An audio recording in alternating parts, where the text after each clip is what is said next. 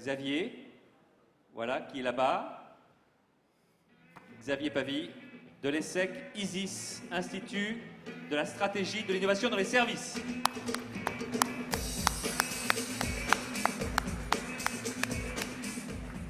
Xavier, juste avant qu'on commence, est-ce qu'on a été innovant de ton point de vue d'expert?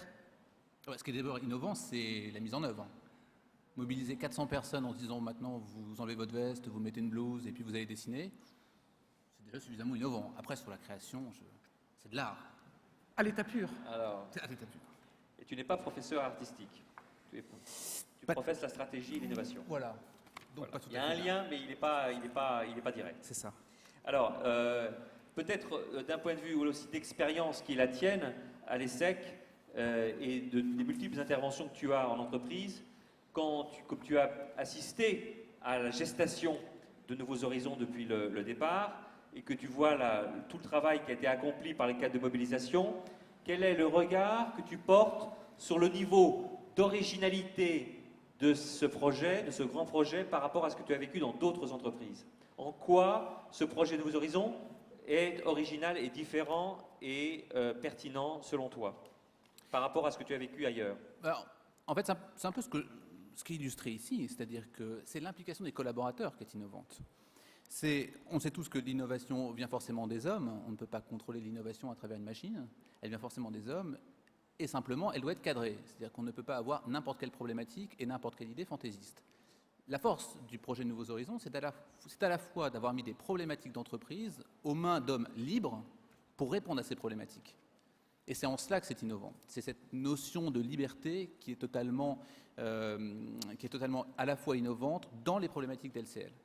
Et en même temps, ce que j'ai trouvé particulièrement innovant, c'est évidemment, et je tiens à les saluer, les 40 premiers qui ont porté une formation sur l'innovation service, qui ont porté des idées, qui ont fait émerger. Ça, c'est radicalement innovant d'aller chercher ça auprès de ses pairs. Alors, Anne, je propose que nous laissions la tribune au professeur Pavie, à il dottore Pavie, et nous allons lui laisser 20 minutes, c'est ça, pour qu'il puisse nous faire un peu une synthèse des grands projets et tendances dans le domaine de l'innovation dans les services. Et ensuite, nous le retrouverons pour passer au processus de sélection des idées forces à proprement parler. Donc, à toi la parole, Xavier. On va crescendo dans le déroulé de l'après-midi. Merci, Voilà. Xavier. À tout de suite. Merci. Parler de l'actualité et de l'innovation dans les services, forcément, ce n'est pas naturellement innovant en soi. Donc, la première question, c'est comment est-ce que je peux répondre à la question d'actualité dans les services?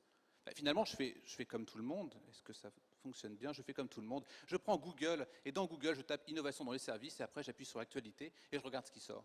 Donc finalement, je fais comme tout le monde. Et l'originalité qui peut sortir, c'est tout simplement, on voit EDF qui change.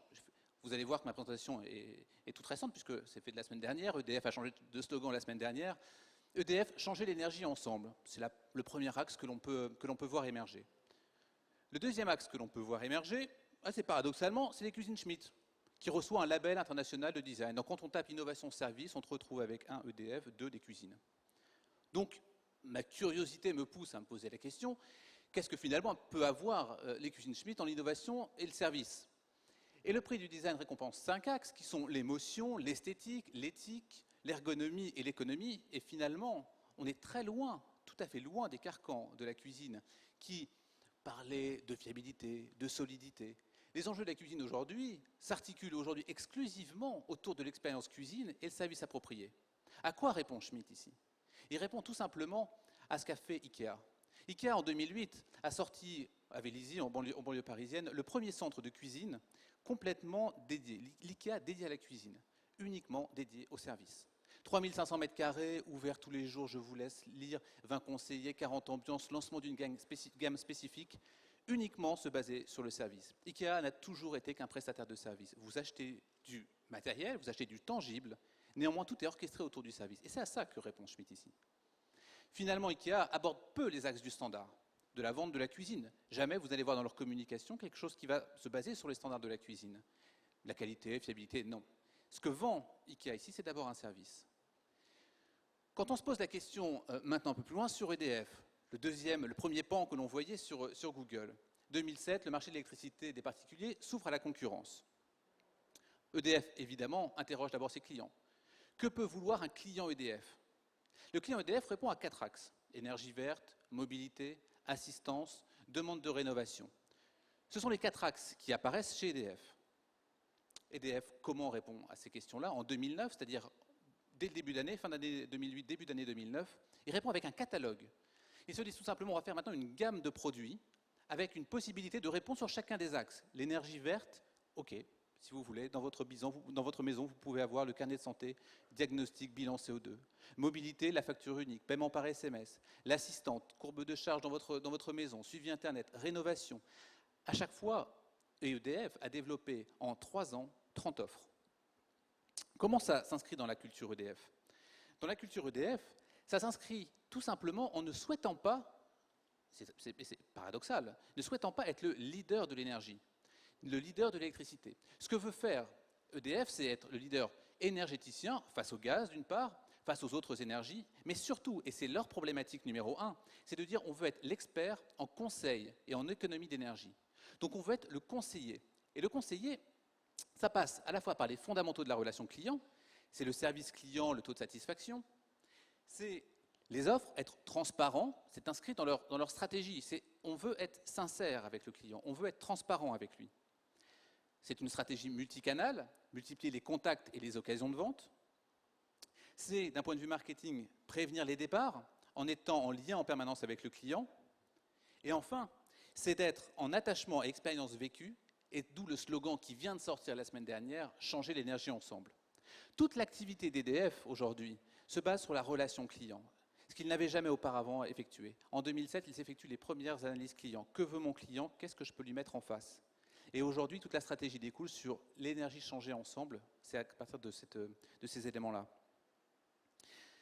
Tout simplement, en regardant rapidement, Schmitt ne vend pas des cuisines, il vend une expérience de vie à l'occasion de services. Quand Ikea ne vend pas non plus de cuisine, jamais vous n'avez un argumentaire sur la cuisine. Vous avez un argumentaire sur un service dédié à l'expérience de la cuisine. Et l'innovation et le service viennent d'environnements contraints. C'est à l'occasion de nouveaux opérateurs sur le marché, Poweo, Direct Energy, qu'EDF s'est posé la question du client. Qu'EDF est venu en se interrogeant, mais que veut finalement mon client? Et ce sont les nouveaux opérateurs qui ont poussé EDF à proposer des offres. En même temps, EDF se repositionne non pas en vendeur d'électricité, mais simplement en tant que conseiller énergéticien. Évidemment, il n'allait pas se baser avec Poweo, Direct Energy, qui va parler uniquement de tarifs et de prix. On est moins X% qu'un tel. L'objectif, c'est de dire qu'est-ce que je peux apporter à mon client. La notion de service, vous l'avez tous vu dans vos ateliers depuis plusieurs années, déjà n'est plus l'apanage des sociétés issues du tertiaire. Et en cela, tout à l'heure, j'étais étonné d'entendre dans l'introduction, on parlait de Nespresso et on parlait d'une autre enseigne également, une enseigne que l'on travaille souvent parce que sa réinvention est intéressante, c'est celle de Monoprix. Monoprix, en effet, s'est complètement réinventé en termes d'entreprise. Monoprix, ouverture du premier magasin très rapidement, en Rouen en 1932, centre-ville, un intérêt relatif sur ça. Ce qui est intéressant, c'est qu'il se positionne à travers des magasins américains qui proposent un seul ou 2 prix pour des produits de première nécessité. Toujours opposé, vous n'avez évidemment jamais de Monoprix à l'extérieur des centres-villes, toujours opposé aux zones d'aménagement, contrairement à ses concurrents, Carrefour, Leclerc, Intermarché, qui se sont basés justement sur l'extérieur des villes. Eux, au contraire, se sont toujours singularisés sur la proximité, avec néanmoins un vieillissement qu'on va voir. Aujourd'hui, Monoprix, c'est 50% Casino et 50% Groupe Lafayette. Depuis les années 2000, et essentiellement il y a de nombreux rachats, Prise Unique notamment, Inno notamment, il y a une prise de conscience du vieillissement des magasins Monoprix. Des rénovations sans extension, évidemment, on ne peut pas s'étendre, étant donné qu'on est en centre-ville, on ne peut pas pousser les murs. Et des surfaces de 3 000 à 4 000 m², évidemment, qui peuvent après se concurrencer dans un centre-ville. Par ailleurs, une réglementation difficile. Faire des contraintes constituant un frein au développement, une opportunité. Créer évidemment un concept de magasin, se réinventer complètement, déclinable en produits différents et rester évidemment en ligne avec Monoprix sur le lieu de travail, lieu des loisirs. Ce qu'a fait Monoprix d'abord, c'est d'aller, encore une fois, leur lieu de naissance en 1930, d'aller se poser la question comment ça fonctionne aux États-Unis ou en Angleterre, aller regarder ce que font les autres. Et ce que font les autres, c'est tout ce qui est les convenience stores, les Tesco, les Coop, les Tesco Express par exemple, où l'organisation du service est 24 heures sur 24. Deuxième étape, que font les autres? La concurrence d'un Monoprix, c'est quoi? C'est pas Carrefour, ce n'est pas Leclerc. La concurrence, c'est, entre guillemets, par mon expression, que je me permets l'expression vu qu'elle est utilisée dans un livre, l'arabe du coin, c'est l'épicerie du coin, c'est chez qui on va le soir pour se faire dépanner. Et ça, c'est la concurrence véritable de Monoprix. C'est lui qui est une concurrence. Dans cette deuxième étape, on va regarder qui vient chez Monoprix, qui passe devant mon magasin. Qui passe devant mon magasin, ce sont consommateurs parisiens, plus pressés, jeunes actifs, pouvoir d'achat important, caractéristiques de bobo, pointilleux sur les produits, je recherche de l'ultra frais, du design, des nouveaux produits. Également, dans cette dimension-là, qu'est-ce que je veux? Je vais créer un magasin, un univers dédié à ces nouveaux consommateurs. Il me faut un magasin pratique, il me faut un magasin accueillant, convivial, proximité d'achat, consommation sur place, une gamme de produits qui est capable de répondre autant, et c'est important, autant aux besoins qu'aux plaisirs. L'idée n'est pas de faire justement, comme fait l'épicier du coin, répondre aux besoins et à la demande quotidienne, mais c'est au contraire de dire, en plus de répondre à ça, je réponds à travers le plaisir. 5200 références en moyenne dans les monopes, frais, évidemment, priorité aux frais, à l'ultra frais, à l'épicerie classique et à l'épicerie fine. Implantation dans les zones urbaines à fort trafic, Monoprix, et c'est toute sa réinvention, ouvre 6 jours sur 7, de 9h à minuit, c'est-à-dire au rythme de ses clients. Monoprix se reconditionne la quotidienneté des consommateurs. En termes de produits, et vous allez voir que l'ensemble du mix Monoprix est cohérent, en termes de mix produits, 5200 références, on l'a dit, magasin de 300 m², une possibilité de restauration debout, caisse individuelle rapide, et des services globaux que Monoprix propose, correspondant au mode de vie, les services à la personne, que ce soit le pressing, que ce soit la garde d'enfants, à la caisse de votre Monoprix, vous avez l'ensemble des services qui est proposé. Et c'est toute cette réinvention-là que Monoprix est en train d'opérer dans sa quotidienneté. L'endroit, évidemment, Monoprix conserve ces mêmes endroits en disant soyons évidemment dans les lieux à la fois branchés, à la fois des lieux de travail, à la fois des lieux de passage, que ce soit Gare de l'Est, Bastille ou les autres. Monoprix, et Monop en particulier dans son magasin nouveau, c'est de dire faire un concentré de Monoprix. Et vous voyez bien la déclinaison des gammes, toujours, qui rappelle évidemment le concept de Monoprix. Évidemment, un marketing cohérent va évidemment passer par le prix, et Monoprix se fiche complètement du prix. On peut être cher chez Monoprix. Et dans le palmarès des enseignes ici que vous voyez assez mal, c'est la comparaison entre Leclerc systématiquement avec Monoprix, Leclerc qui est l'enseigne la moins chère, et Monoprix, évidemment, arrive en tête en premier. Mais peu importe le prix, ce qui est important ici, c'est le service. Personne ne vous offre un service comme Monoprix vous offre, à savoir des produits ultra frais, ouverts de 9h à minuit, avec une clientèle, avec un personnel qui est adapté à ce nouveau besoin de vie. Donc d'une enseigne complètement vieillissante telle qu'elle était, il a fallu complètement réinventer le service autour à la fois de ce qu'il y a à l'intérieur des produits et à la fois autour des services.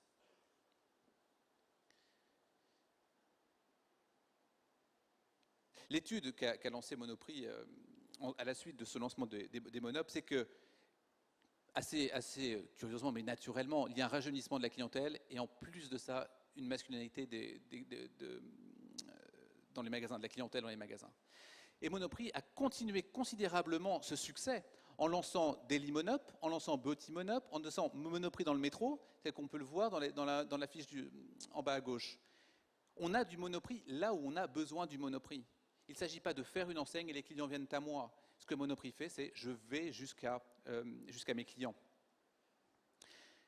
Avril 2009, et c'est pour ça que j'en parle dans l'actualité dans les services, c'est que Monoprix va plus loin en redessinant complètement à la fois le Monoprix, avec des zones de restauration, un point presse, et maintenant même un point restauration où l'on peut s'asseoir. Ça a toujours été, au contraire, plutôt de se dire, non, restons debout et faisons simplement un passage. Aujourd'hui, Monoprix va plus loin en disant, on peut faire des Monop Stores complets. Donc, finalement, effectivement, on voit le service, pas forcément là où on le croit, l'innovation de service vient d'environnements contraints, notion de service, évidemment, plus tertiaire. Et néanmoins, j'ai un dernier exemple à vous montrer, qui est proposer un service, quand bien même il soit singulier, n'est jamais un acquis. Jamais il y a des nécessités permanentes de l'innovation. Et au risque, le cas contraire, j'ai employé une expression que vous employez vous régulièrement, de faire émerger des renards. Et je vais vous montrer un exemple intéressant de ces, ce que l'on peut dire renards, mais tout à fait malins ces renards, avec le concept de l'avion. Le concept de l'avion, alors vous avez noté, c'est le nom de la compagnie qui s'appelle l'avion. L'avion, et puis le nom de la compagnie. Le transport aérien, alors, régresse, c'est quelques mois, mais progresse depuis plus de 5 ans, de 5% par an. On a évidemment des milliards de visiteurs, de voyageurs, pardon, de passagers en 2025, 10 000 milliards. Et le secteur, évidemment, a été confronté à la fois à la hausse du kérosène et à l'apparition des low cost. Donc finalement, les gros transporteurs ont toujours été conditionnés par comment réussir à rentrer un peu dans « je veux faire j'ai du low cost, mais pas vraiment, et puis en même temps, j'ai des coûts qui augmentent, des coûts structurels ». Dans ce contexte, en 2006, on va voir l'actualité aujourd'hui, mais en 2006, lancement de l'avion qui est une business class low cost. Et le premier vol a été effectué en décembre 2006. Ce qui est tout à fait intéressant dans l'avion, c'est ce schéma-là. L'avion réussit à faire une classe affaires et à mêler en même temps le low cost. Quelque chose qui est complètement dans l'oxymore. Comment réussir à faire à la fois une classe affaires et à la fois un low cost? C'est ce qu'a réussi à faire l'avion. Les premières compagnies aériennes low cost apparaissent au début des années 90. Southwest Airlines avait essayé en 71, mais le vrai marché des low cost arrive dans les années 90. Le low cost vient complètement bouleverser le marché où se trouvaient les gros porteurs classiques, en faisant tout simplement une démocratisation, en rendant accessible complètement le transport aérien. Les compagnies aériennes réduisent leurs principales charges selon 4 axes. Le kérosène, les charges salariales, bien sûr, suppression de services à bord et les taxes d'aéroport. A priori, ça va plutôt dégrader le service. Les concepts génériques de la classe affaires, très rapidement, se situent, vous connaissez, vous êtes passé au moins quand vous voyagez en économie, quand vous partez pour sortir de l'avion, vous passez par les classes affaires quand vous n'êtes pas voyagé en affaires. Et il y a quoi dedans? Aménagement adapté, siège large, décoration, repas raffinés, avec un prix allé pour New York en moyenne qui est à 5 000 € en classe affaires. Quand on regarde ce qu'a mis en œuvre l'avion, c'est quoi? D'abord, avoir une structure simple, un Boeing 757. Une fiabilité opérationnelle, même jour, personnel identique. Se situer en termes d'atterrissage systématiquement proche des aéroports qui sont proches de la ville. Orly Sud, Newark, Liberty sont privilégiés à Roissy ou JFK. Une salle d'embarquement à la hauteur de la classe affaires, Wi-Fi, salon, et un enregistrement rapide. Ce qui sont les clés de la classe affaires. En aval, la qualité de service est convaincante. On a un produit dans l'avion qui est dédié à la classe affaires. Appareil, et c'est là qui est important, il peut accueillir 220 personnes et vous avez 90 sièges installés à l'intérieur de l'avion. Un designer, évidemment, cherche à orchestrer l'avion, chaque fauteuil est inclinable, et tout l'insight client est ici. Donner l'impression de voler à bord d'un grand jet privé. Et toute la classe affaires est la même pour tous. Autrement dit, comment vous pouvez imaginer que dans un avion type Air France, vous avez dedans une classe affaires et vous avez un vol économique, vous avez des familles et vous avez des hommes d'affaires à l'intérieur? Comment peut-on avoir les mêmes besoins? C'est exactement ce qu'a essayé de résoudre l'avion, en essayant tout simplement de dire ce sont des classes et des besoins séparés, donc je sépare les besoins. Comment l'avion est 4 fois moins cher que les autres? Puisqu'il est, quand vous aviez 5 000 €, il est à 1 000 € l'aller pour New York. Les taxes d'aéroport, l'avion reste peu au sol. Southwest Airlines avait compris ça. Et également, toutes les compagnies de location ont compris ça. Un avion, c'est fait pour voler. Les taxes d'aéroport, vous les payez pas quand vous atterrissez, c'est en fonction du nombre de temps que vous restez au sol. L'avion loue un seul appareil. Avec un seul appareil, il reste au sol 5 heures à Paris, 2h30 à New York. Donc, les taxes d'aéroport sont faibles. Deuxième axe, la qualité du personnel est l'un des points forts, mais il y a paradoxalement moins de salariés, puisque au lieu de 220 personnes, il y a 90 personnes dans l'avion. Le personnel de bord est garanti évidemment de grande qualité, peu nombreux par vol. Ils ont tous une expérience de la business class chez les transporteurs classiques. La consommation de kérosène, évidemment, décroît considérablement, puisque de 220 personnes, vous avez 90 personnes à l'intérieur, parce que vous n'avez pas de famille, mais vous avez des hommes d'affaires qui, a priori, sont moins lourds en termes de bagages, en tout cas, sur ce qu'ils emportent, puisqu'ils emportent censés avoir simplement voyagé avec de quoi travailler. Et l'appareil est évidemment neuf. Donc, le prix du kérosène est évidemment, pas le prix, mais la consommation du kérosène est évidemment moins importante. Ce que nous apprend l'avion, et c'est ça qui est important, c'est qu'il faut toujours être vigilant dans les services pour les barrières à l'entrée. Quand en 2006, on a dit à Franz Yvelin, tu vas lancer l'avion, je vais lancer une compagnie aérienne, tout le monde a rigolé en disant mais non, le marché est complètement atomisé. Il y a à la fois la classe affaires d'une part, et de l'autre côté, il y a les low cost. Ce n'est pas possible. Donc les barrières à l'entrée, elles sont complètement brisables. Un service de grande qualité, à tous les niveaux, n'est pas forcément synonyme de dépense. Quand Air France va venir communiquer, Air France, mais tous les autres, Singapore Airlines ou n'importe quel autre, va venir communiquer sur la carte 3 étoiles qui est signée dans l'avion, le vin exceptionnel qui est servi dans l'avion, est-ce que c'est vraiment ce que veut un homme d'affaires?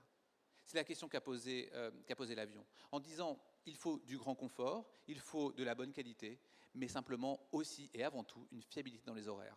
Et la fiabilité dans les horaires n'est jamais en temps de vol. Elle est en fonction du nombre de personnes que vous faites rentrer dans l'avion et du nombre de personnes qui sortent de l'avion. Mais la fiabilité en termes d'horaire, elle ne tient qu'à ça. Le succès réside à la fois dans la bonne segmentation du client et la connaissance de celui-ci, l'homme d'affaires aux critères simples. Il n'y a pas plus simple qu'un homme d'affaires. Il a satisfaction qualité, fiabilité et ponctualité, comme je nommais.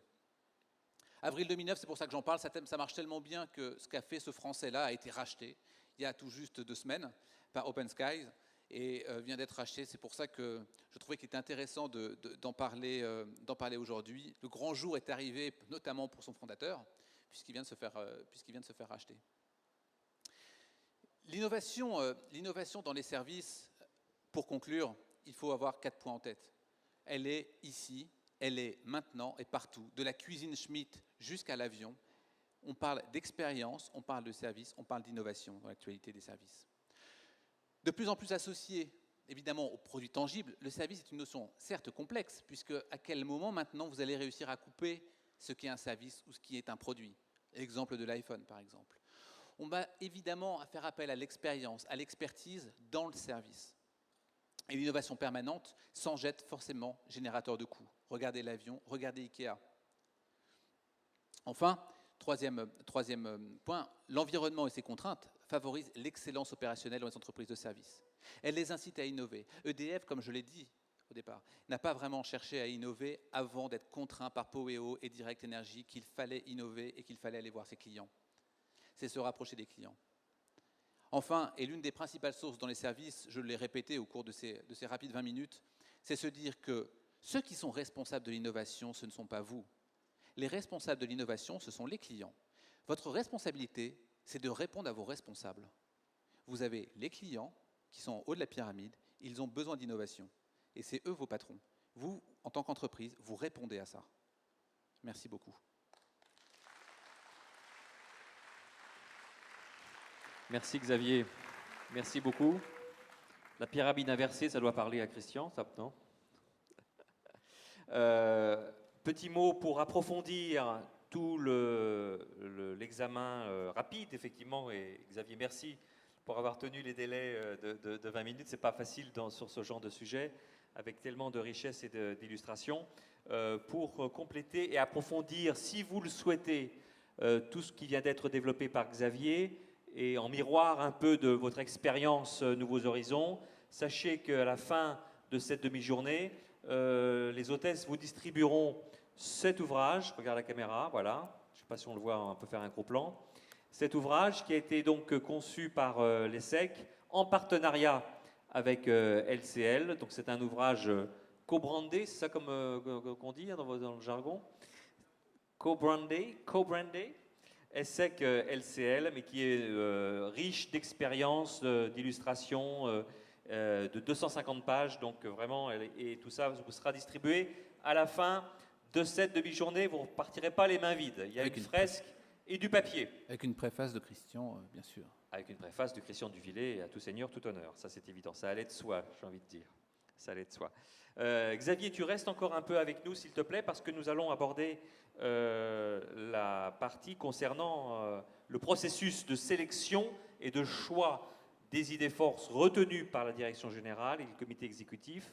Et c'est un processus qui était un peu compliqué, mais parce qu'il a voulu être sérieux. C'est un peu ça l'idée.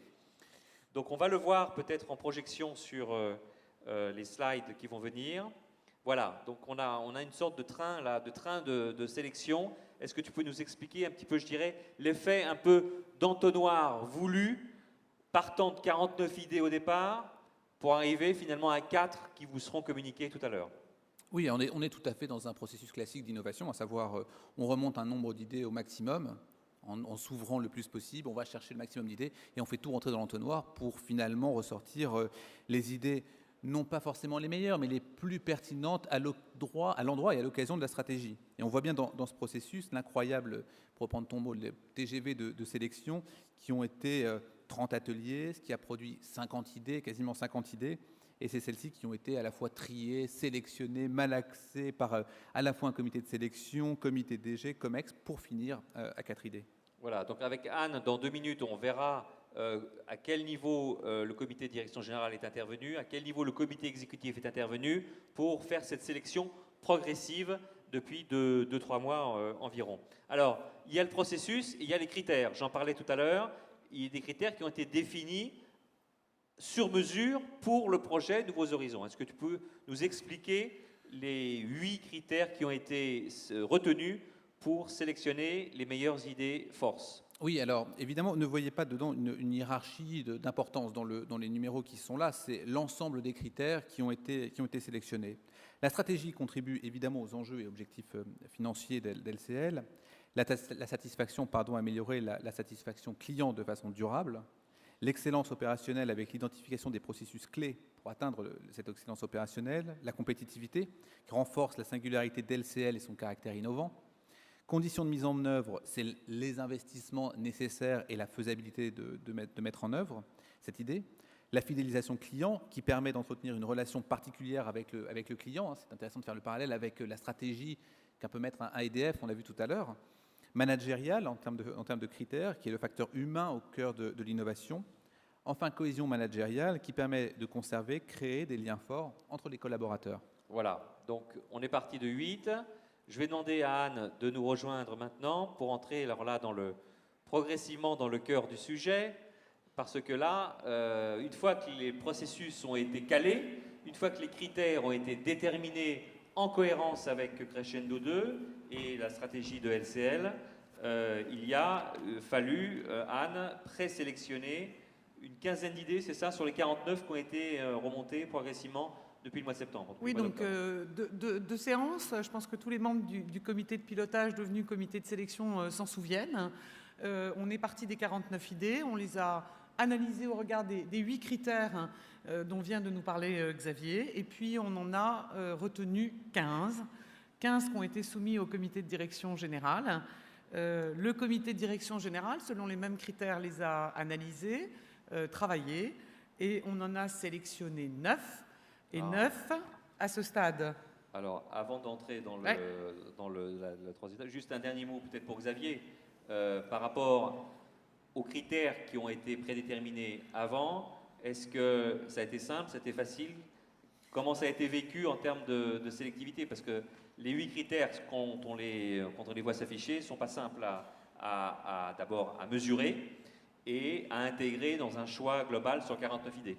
Oui. Donc, est-ce qu'il y a eu des fausses notes? Tout s'est déroulé normalement? Comment ça s'est déroulé? Ça s'est déroulé comme il fallait que ça se déroule, c'est-à-dire forcément avec des difficultés, forcément des questions qu'on s'est posées, des problématiques.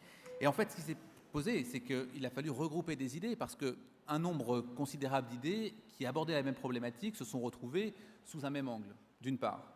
D'autre part, et c'est ce qui est important à souligner, c'est que beaucoup d'idées également étaient données, proposées, mais étaient menées en parallèle au projet Nouveaux Horizons. Donc évidemment, elles étaient écartées, non pas parce qu'elles n'étaient pas bonnes, mais elles étaient écartées de fait parce qu'elles étaient parfois mises en œuvre. C'est un point qui n'est pas négligeable, parce qu'on a assisté là aussi avec Olivier au comité de présélection. Et c'est vrai qu'il y a beaucoup d'idées forces que vous avez vous-même sélectionnées, identifiées, qui étaient déjà identifiées par la direction, par les directions commerciales, les directions du marketing, en particulier les directions aussi des back-office, et qui, du coup, qui ont été mises de côté. Ce n'est pas qu'elles ne sont pas bonnes, mais c'est qu'elles sont déjà enclenchées dans la vie normale d'évolution d'un groupe comme celui de LCL. Donc c'était important à signaler parce que, effectivement, ce n'est pas un jugement purement qualitatif, bien ou pas bien, qui a prédominé à ce choix final. Alors, on va donc aller un pas plus loin dans le processus de sélection. Une fois que donc, les 15 ont été déterminés, il y a eu des regroupements qui ont été faits. Oui, alors en fait, ce dont on s'est rendu compte, c'est qu'il y avait, vous vous en souvenez, on l'a dit dans les travaux initiaux, le thème client, le thème management, le thème environnement.